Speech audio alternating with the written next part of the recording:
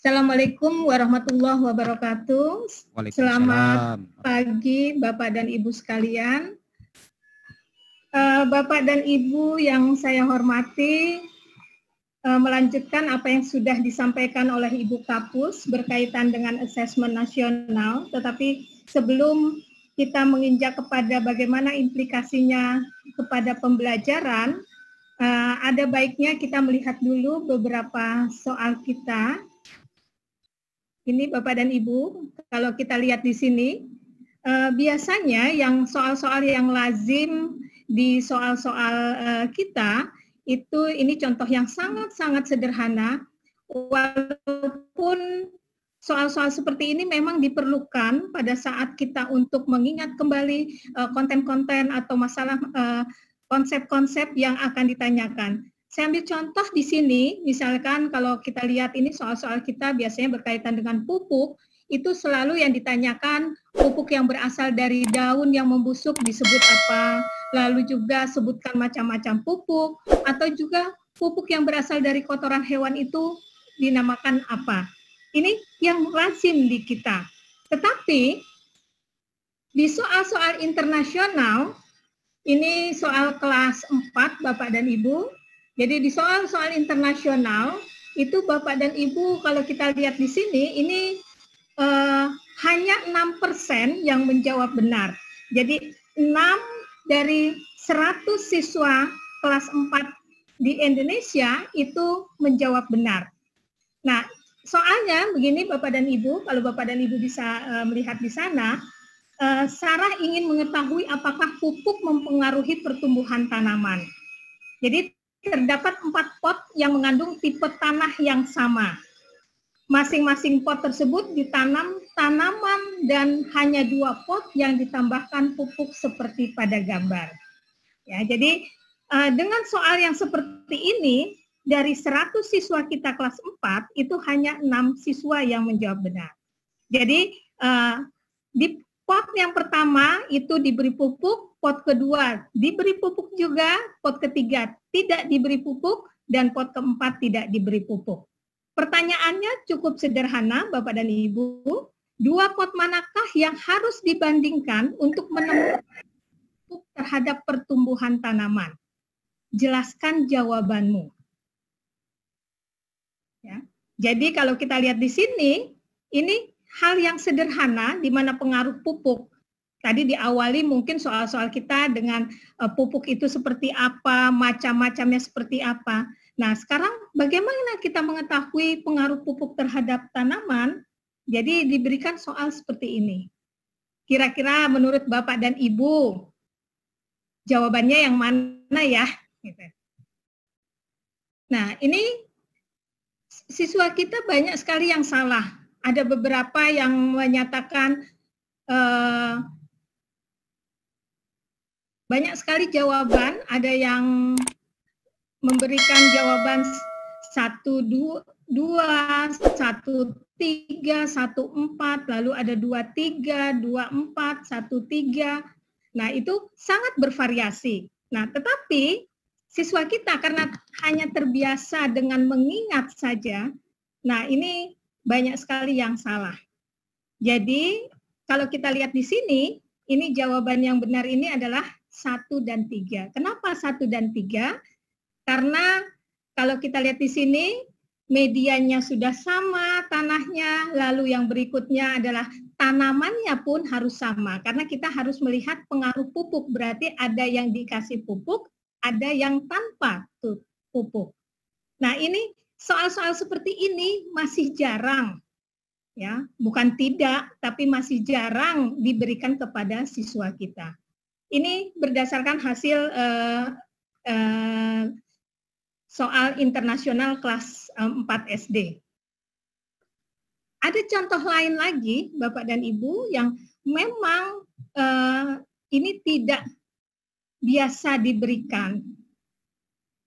Ini contoh yang sederhana tentang larutan, campuran, yang biasanya kalau soal-soal kita ditanyakan larutan adalah campuran yang bla bla bla bla. Atau campuran heterogen yang tersebar merata dan tidak mengendap disebut apa. Atau juga saat kita membuat teh hangat yang zat pelarut seperti apa. Ini tidak masalah diberikan Bapak dan Ibu. Soal-soal seperti ini silakan saja diberikan, tetapi ditambah lagi yang aplikasinya terhadap kehidupan sehari-hari. Jadi dia bisa mengaplikasikan konsepnya itu pada dunia nyata. Nah, contoh yang sangat sederhana, tetapi ini berkaitan dengan larutan dan campuran, ini soalnya demikian Bapak dan Ibu, ini juga banyak sekali siswa kita yang menjawab salah. Rika dan Jono membantu menyiapkan pesta ulang tahun. Mereka keliru menggunakan garam ketika membuat kue, bukan gula. Sesaat sebelum pesta dimulai, Jono mencicipi kue dan mendapati rasa kuenya asin. Dapatkah Jono menghilangkan rasa asin dan menggantikannya dengan gula? Nah, ini diminta dia menjawab ya atau tidak dan menjelaskan. Ya, jadi ini mungkin hal ini tidak biasa untuk anak-anak kita, di mana anak suruh memilih dan setelah itu menjelaskan berdasarkan hasil pilihannya. Variasi jawaban ini sangat bervariasi sekali Bapak dan Ibu dari siswa-siswa kita. Ada yang menyatakan tidak, ada yang menyatakan ya. Nah, yang menyatakan ya, itu jawabannya cukup menggelitik. Salah satunya adalah membuat kue yang baru lagi. Sedangkan yang lainnya ada ya dengan memberikan coklat lumer di atas kuenya. Ya, jadi sangat bervariasi, padahal jawabannya tidak.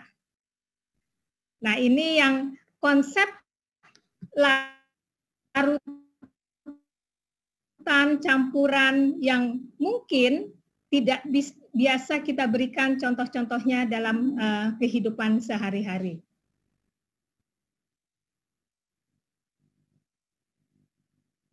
Begitu juga Bapak dan Ibu, di mana pengetahuan konsep, fakta, dan prosedur matematika, ini kalau kita lihat hasil siswa kita, itu sekitar 30%-an, 33,3% yang menjawab benar. Padahal kalau kita lihat, ini yang sangat sederhana, konsep yang sangat sederhana, di mana dia memilih mana membandingkan hasil dari operasi persentase dengan bilangan bulat. Nah, ini biasanya soal-soal yang biasa itu hanya operasi dari persentase dengan bilangan bulat saja, tidak membandingkan dengan bilangan bulat yang lainnya. Jadi ini hal seperti ini juga masih sangat rendah di siswa-siswa kita. Kita lanjut Bapak dan Ibu. Sama halnya seperti ini siswa kita ini juga dengan kalimat, hanya dengan kalimat juga tidak bisa menentukan pecahan yang senilai dengan suatu persentase. Nah, ini hal-hal seperti ini kita cukup ini juga Bapak dan Ibu, kalau kita lihat di mana Indonesia hanya 34,2%, sementara yang lainnya sudah di atas 50%. Ya. Tetapi kalau siswa kita diminta berapa pecahan yang senilai dengan 20%, pasti jawabannya tahu. Ya, tapi kalau seperti itu tadi, ini tidak jawabannya banyak yang salah. Dan yang lain lagi, Bapak dan Ibu, ini dari mungkin tadi Bu Kapus juga sudah menyampaikan kenapa ada asesmen nasional. Ini kalau kita lihat dari hasil PISA, ya Bapak dan Ibu bisa melihat seperti ini, ya masih posisinya masih cukup rendah. Ya, saya lanjut aja karena tadi mungkin sudah disampaikan. Dan hasil aksi tahun 2019 yaitu asesmen kompetensi siswa Indonesia, ini baik itu penyebarannya tidak merata di Jawa, lalu di Sumatera, di Kalimantan, Sulawesi, ini rata-rata semuanya, hampir semuanya juga kemampuannya masih rendah. Aksi ini adalah survei untuk melihat kemampuan matematika, bahasa Indonesia, dan sains. Ini untuk siswa kelas 8. Hasilnya ini diselenggarakan tahun 2019.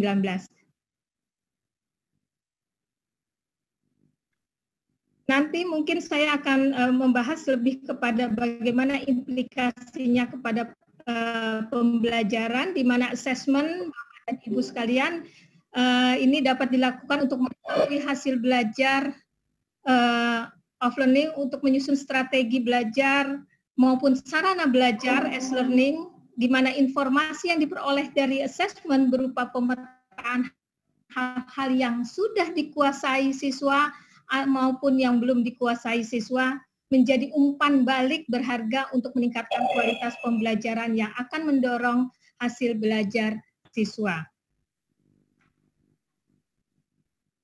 Lalu Bapak dan Ibu sekalian,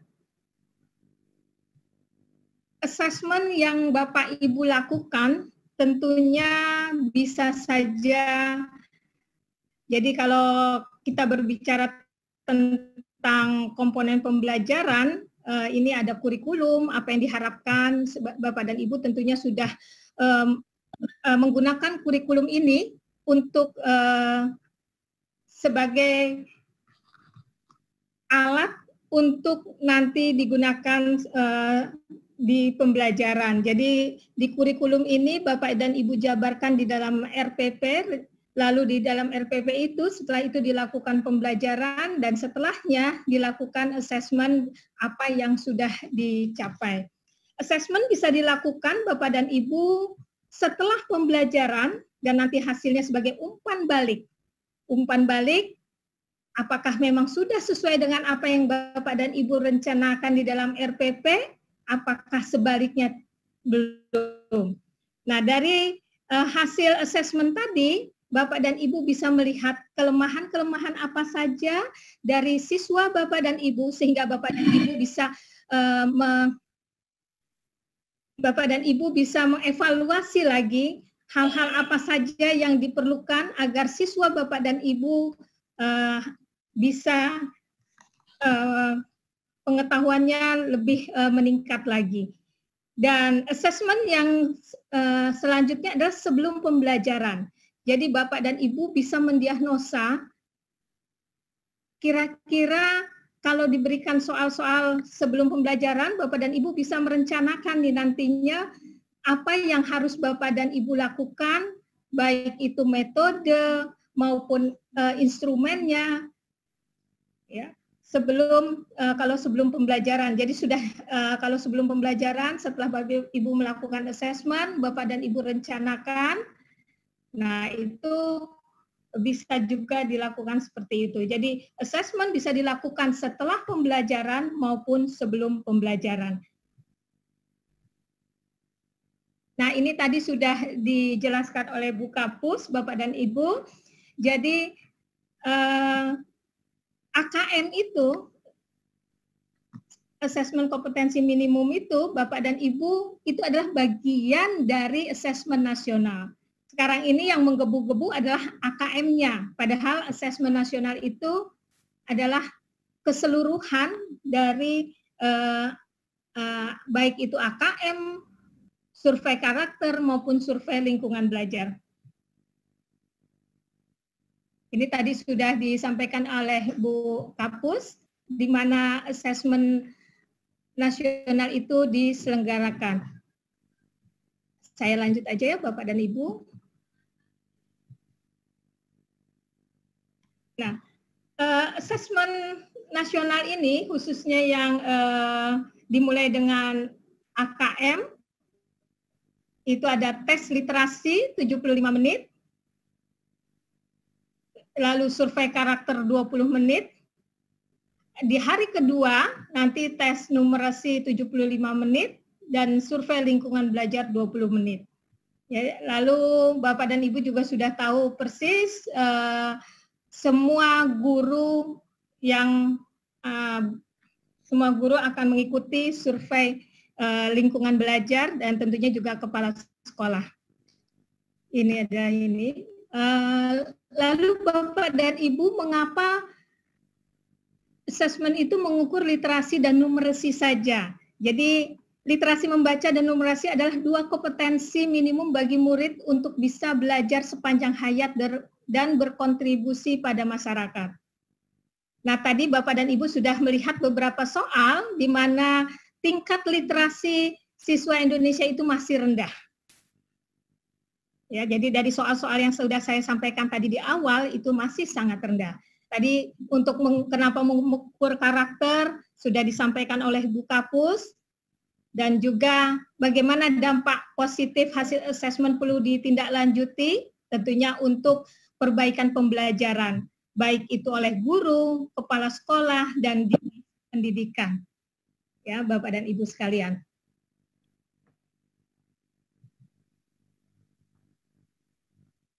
Nah, di dalam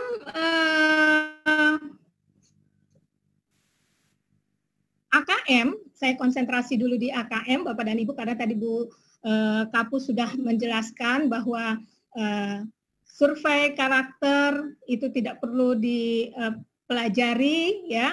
Nah, ini yang lebih kepada AKM, di mana di dalam AKM itu Bapak dan Ibu tentunya sudah mengetahui ada literasi membaca dan numerasi. Ada dua teks yang diukur di dalam literasi membaca. Yang pertama adalah teks informasi, di mana teks ini bertujuan untuk memberikan fakta, data, dan informasi dalam rangka pengembangan wawasan serta ilmu pengetahuan yang bersifat ilmiah. Sedangkan yang kedua, teksnya itu adalah teks sastra, teks yang bertujuan untuk memberikan pengalaman, mendapatkan hiburan, menikmati cerita, dan melakukan perenungan kepada pembaca. Untuk di numerasi itu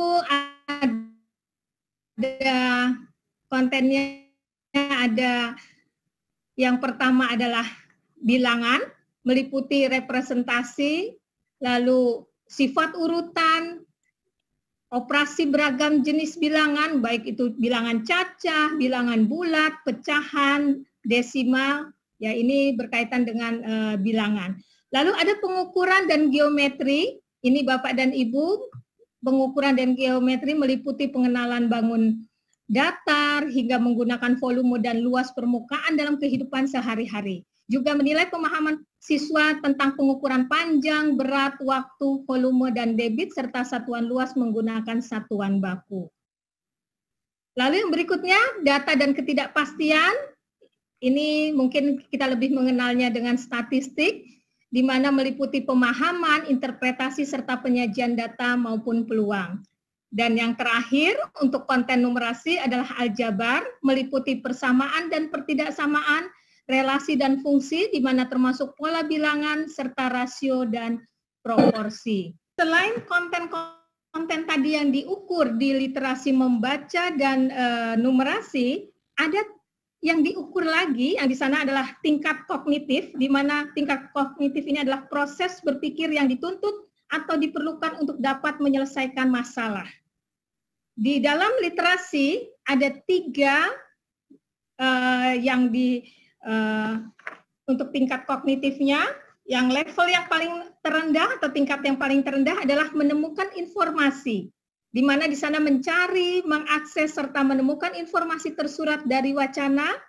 Lalu yang berikutnya adalah interpretasi dan integrasi, di mana di sana memahami informasi tersurat maupun tersirat, lalu memadukan interpretasi antar bagian teks untuk menghasilkan inferensi. Dan yang ketiga itu adalah evaluasi dan refleksi, di mana menilai kredibilitas, kesesuaian maupun keterpercayaan teks, serta mampu mengaitkan isi teks dengan hal lain di luar teks. Ini tingkat kognitif untuk literasi membaca. Untuk numerasi, itu yang paling rendah adalah pemahaman, di mana di sini memahami fakta, prosedur, serta alat matematika. Yang berikutnya adalah penerapan, level yang kedua, mampu menerapkan konsep matematika dalam situasi nyata yang bersifat rutin, dan yang terakhir penalaran, bernalar dengan konsep matematika untuk menyelesaikan masalah bersifat non-rutin. Ini adalah tingkat kognitif untuk literasi membaca dan numerasi. Nah, yang agak berbeda Bapak dan Ibu, ini adalah di dalam soal-soal AKM ini adalah yang namanya konteks. Konteks ini adalah aspek kehidupan atau situasi untuk konten yang digunakan. Jadi di dalam soal-soal AKM ini memang agak berbeda karena di dalam soal AKM ini ada yang namanya stimulus.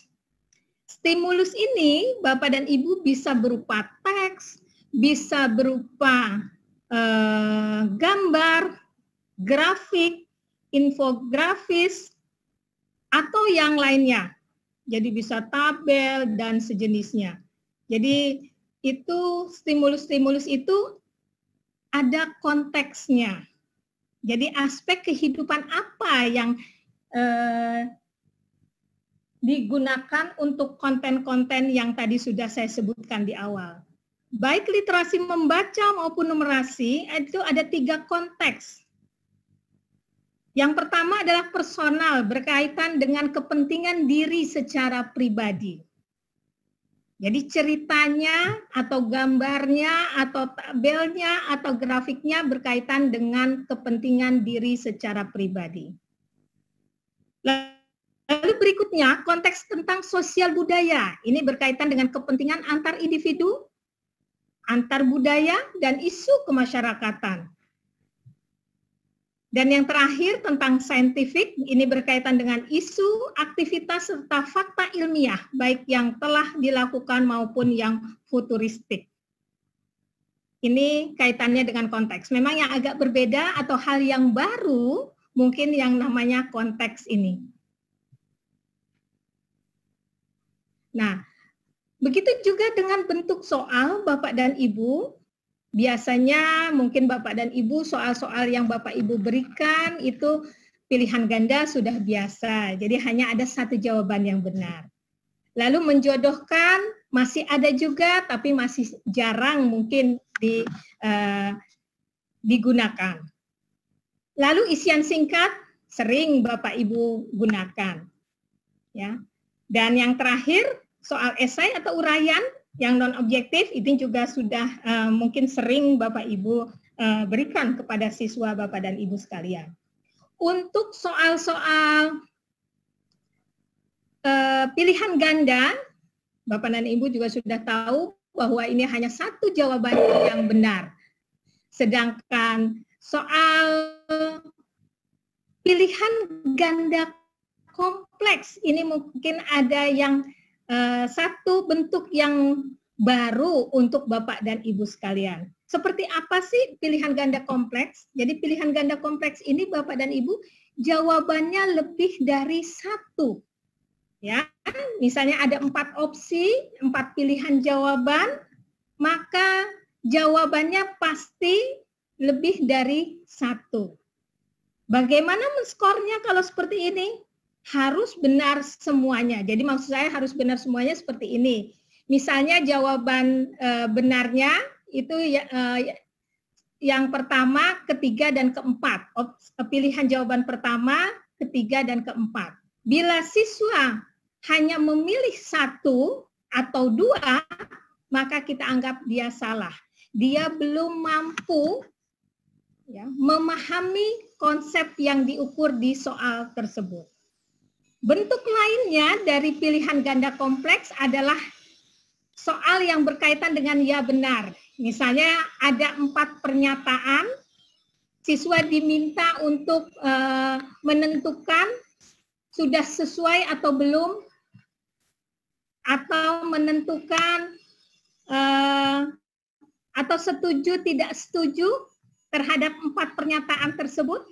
Sama halnya dengan yang pertama tadi, ini pun kalau dia hanya menjawab benar hanya satu dari kunci yang ada, maka dianggap dia skornya 0. Jadi dia belum mampu memahami konsep yang diukur. Ini yang agak berbeda dengan soal yang lain. Kalau menjodohkan Bapak dan Ibu, ini di dalam soal AKM ini menjodohkan bisa drag and drop, jadi memindahkan pilihan jawaban yang tepat ke soalnya atau ke pernyataannya.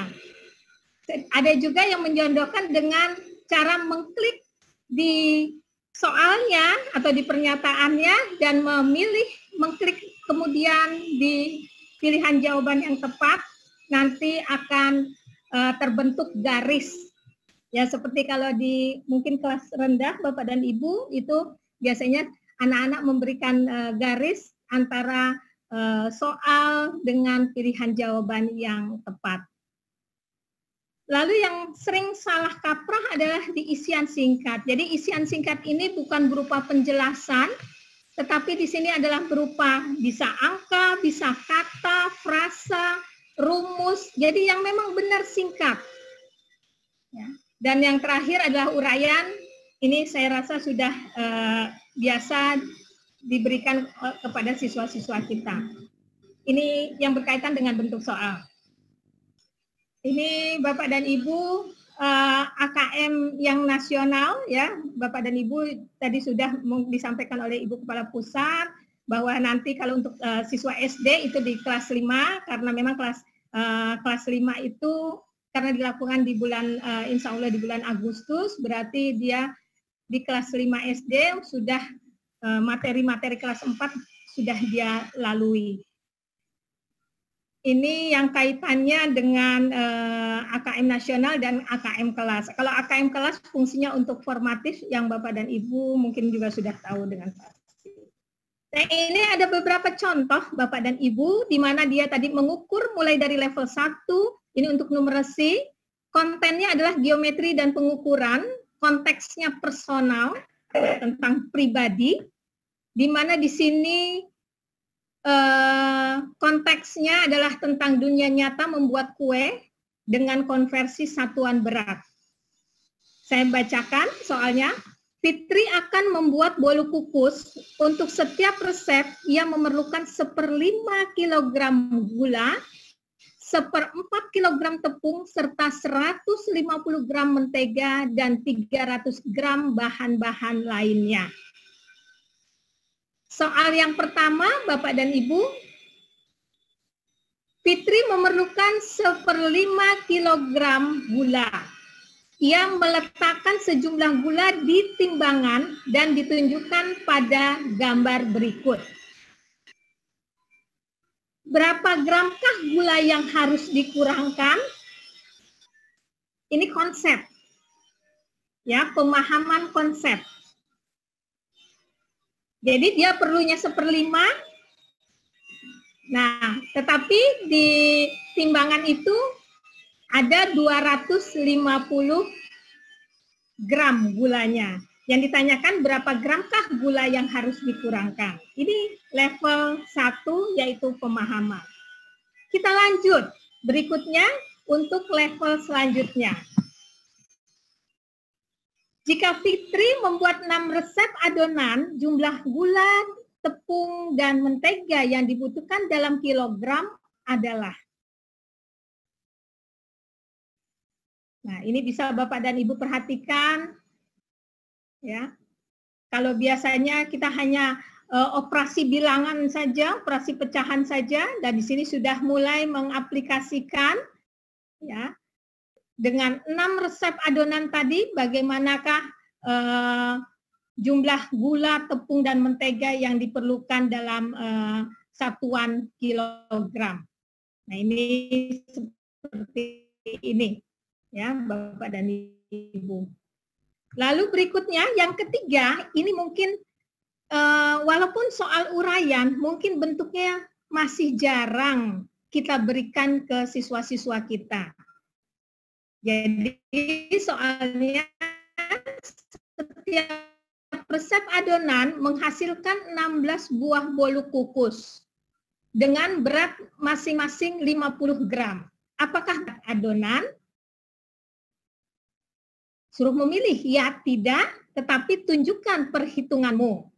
Nah, pada soal ini siswa dihadapkan pada fakta matematika sekaligus memantik keingintahuan siswa bahwa proses memasak dapat mengurangi berat bahan masakan.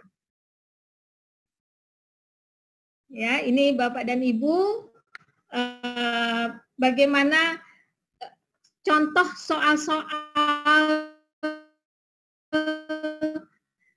AKM di mana di sini soal uraian bentuknya, tetapi dia diminta memilih dulu ya atau tidak, ya, setuju atau tidak, lalu tunjukkan atau jelaskan dengan perhitungan yang ada. Ini sudah yang level penalaran.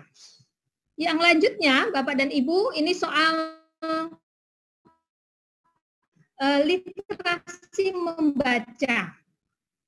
Kalau Bapak dan Ibu perhatikan di sini, ya, saya kan soalnya ini ada teks seperti ini. Ada dua orang sahabat melakukan perjalanan panjang. Ketika di tengah perjalanan, mereka terlihat dalam suatu perdebatan. Pertengkaran itu terjadi sampai salah satu dari mereka menampar yang lainnya. Sahabat yang menampar itu tidak berkata ataupun tidak menuliskan suatu kata di atas hamparan pasir. Tulisan tersebut berbunyi, "Hari ini teman baikku menamparku." Ya, lalu walaupun mereka bertengkar, tetapi tetap melanjutkan perjalanan dan seterusnya dan seterusnya. Yang pertama, Bapak dan Ibu, ini adalah soal tentukan setiap pernyataan berikut sesuai dengan isi teks ataukah tidak. Ini level yang pertama. Ya. Nah, bentuk soalnya itu adalah bentuk soal pilihan ganda kompleks. Jadi setiap pernyataan siswa diminta sesuai atau tidak sesuai dengan isi teks yang sudah ada di sebelahnya, ya, di sampingnya. Nah, ini soal pilihan ganda kompleks, contohnya seperti ini. Lalu berikutnya, ini juga soal pilihan ganda kompleks yang kedua. Pilihlah pesan-pesan yang merupakan simpulan dari isi teks. Pasti jawabannya itu lebih dari satu. Tandanya, itu biasanya kami menggunakan tanda persegi, atau kalau kita sehari ini menyatakan kotak. Ya, ini jawabannya bisa lebih dari satu. Lalu berikutnya, yang ketiga, ini level yang ketiga, mengevaluasi Bapak dan Ibu. Ini ada pantun. Ya. Nah, ini dikaitkan pantun tersebut dengan isi teks. Apakah sesuai atau tidak sesuai? Kalau sesuai, bagian mana yang mendukung jawaban sesuai tadi? Atau kalau tidak sesuai, bagaimana? Atau teks yang mana yang tidak mendukung? Ya, yang tidak mendukung. Nah, itu Bapak dan Ibu, ini contoh soal AKM literasi membaca. Nah, dari soal-soal yang tadi Bapak dan Ibu, tentunya kalau kita tadi mengakses di awal, maka kita bisa mengajar sesuai dengan tingkat kompetensi siswa kita. Jadi tingkat kompetensi di literasi membaca maupun di numerasi itu ada 4 tingkatan. Ya, jadi kalau kita mengakses di awal, maka sudah kita tahu, oh, kompetensi siswa kita itu ada di mana. Apakah itu perlu intervensi khusus, apakah itu di dasar, apakah itu di cakap atau mahir. Yang tingkat kompetensi literasi membaca perlu intervensi khusus, di mana siswa kita belum mampu menemukan dan mengambil informasi eksplisit yang ada dalam teks maupun ataupun membuat interpretasi sederhana.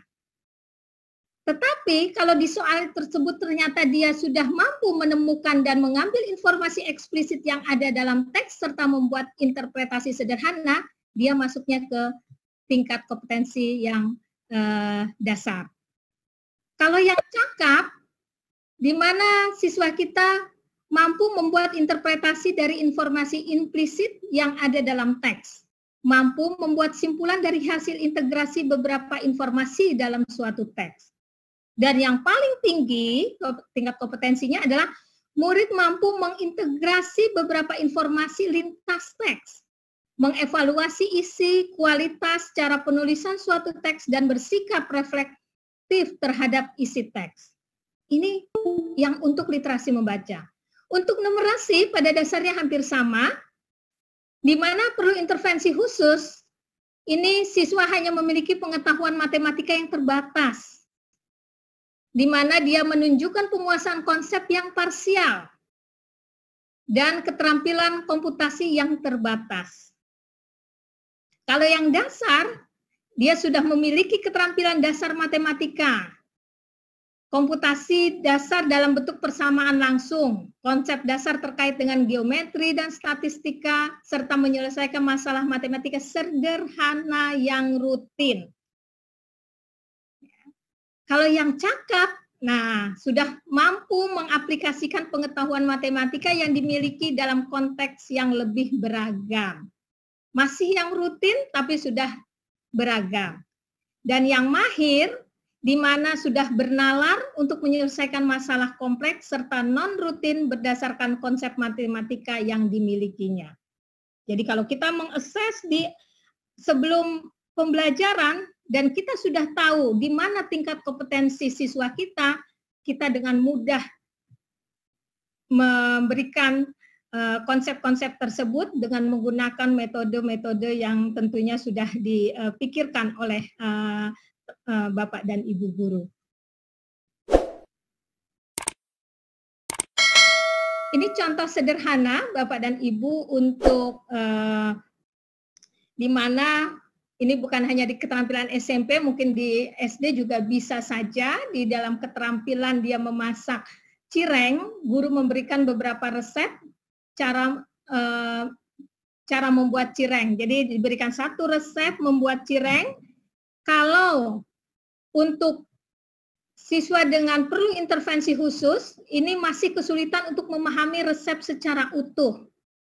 Di mana siswa ini diasah kemampuan literasi membacanya tidak hanya dengan membuat cireng, namun juga membuat catatan singkat, rangkuman sederhana mengenai cara membuat cireng berdasarkan resep dari guru tadi.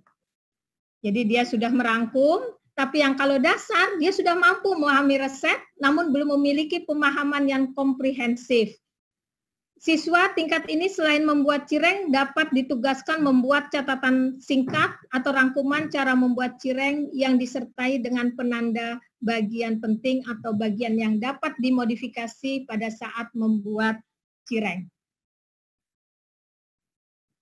Lalu pada tingkat cakap, dia sudah memahami secara komprehensif isi resep tadi, namun belum mampu merefleksi dan mengevaluasi.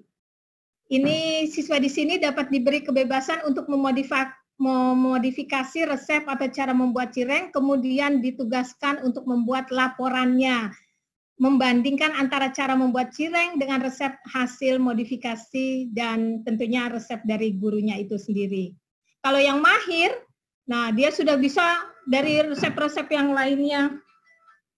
Resep-resep yang lainnya, lalu bagaimana dia bisa membandingkan dan setelah itu mengambil keputusan dalam membuat cireng tersebut. Kalau yang numerasi sangat sederhana, misalnya di bagian olahraga, kalau Bapak dan Ibu ini dalam menentukan pemenang di dalam suatu kegiatan olahraga, di mana siswa di sini perlu intervensi khusus. Jadi ada hasil pertandingan sepak bola misalnya. Di sana diberikan hasilnya lengkap. Lalu siswa diminta menjabarkan nilai setiap dalam satu grup untuk menentukan pemenang. Siapa sih pemenang dari hasil pertandingan? Ya, lalu berikutnya, kalau tingkat dasar, ada contoh hasil pertandingan satu grup yang rumpang itu ada yang kosongnya dengan kondisi pemenang. Lalu siswa diminta menjabarkan kemungkinan hasil pertandingan rumpang tersebut seperti apa. Kalau yang cakap, tentunya lebih daripada yang dasar, di mana hasil pertandingannya bukan hanya satu grup, tapi 2 grup yang rumpang. Lalu diminta di sana menjabarkan kemungkinan hasil pertandingan yang rumpang itu seperti apa. Lalu yang berikutnya, yang mahir diminta mengestimasi kemungkinan pemenang di babak selanjutnya. Berdasarkan hasil pertandingan 4 grup. Kalau tadi yang pertama hanya 1 grup, lalu yang dicakap 2 grup, tetapi di sini dari lebih dari 2 tentunya, dan bisa memprediksi, ya, memprediksi atau mengestimasi kemungkinan pemenang di babak selanjutnya. Ini Bapak dan Ibu contoh bagaimana literasi membaca maupun numerasi diberikan sebelum pembelajaran, sehingga kita mengetahui di mana tingkat kompetensi dari siswa-siswa kita. Nah, Bapak dan Ibu sekalian, ini ada beberapa contoh, nanti Bapak dan Ibu bisa masuk ke link ini, ya, di mana Bapak dan Ibu bisa masuk di pusmenjar.kemdikbud.go.id/AKM. Di sana Bapak dan Ibu bisa melihat banyak contoh soal-soal AKM. Tadi Ibu Kapus menyatakan ini banyak sekali contoh-contoh yang bisa Bapak dan Ibu gunakan di sini untuk sebagai contoh, supaya nanti Bapak dan Ibu bisa membuat yang lainnya yang bisa digunakan sesuai dengan KD atau konsep atau materi atau konten yang akan diberikan kepada siswa Bapak dan Ibu sekalian. Lalu kami pun Bapak dan Ibu di sini ada aplikasi yang dapat membantu siswa kita. Yang pertama adalah aplikasi membaca digital. Ya, ini membaca digital, linknya seperti ini, aksi.puspendik.kemdikbud.go.id/membaca digital. Di sana Bapak dan Ibu bisa melihat contoh soal-soal literasi membaca. Lalu berikutnya ini ada game matematika, silakan saja nanti Bapak dan Ibu bisa melihat, dan selanjutnya Bapak dan Ibu bisa melihat aksi sekolah. Ini adalah soal-soal yang memang hanya ada literasi membaca dan numerasi. Di sini Bapak dan Ibu bisa memberikan assessment awal, di mana ini bisa diberikan sebelum pembelajaran, supaya Bapak dan Ibu bisa tahu persis di mana tingkat kompetensi siswa Bapak dan Ibu sekalian. Mungkin itu saja Bapak dan Ibu. Terima kasih. Saya akhiri, wabillahi taufik wal hidayah. Wassalamualaikum warahmatullahi wabarakatuh. Selamat siang.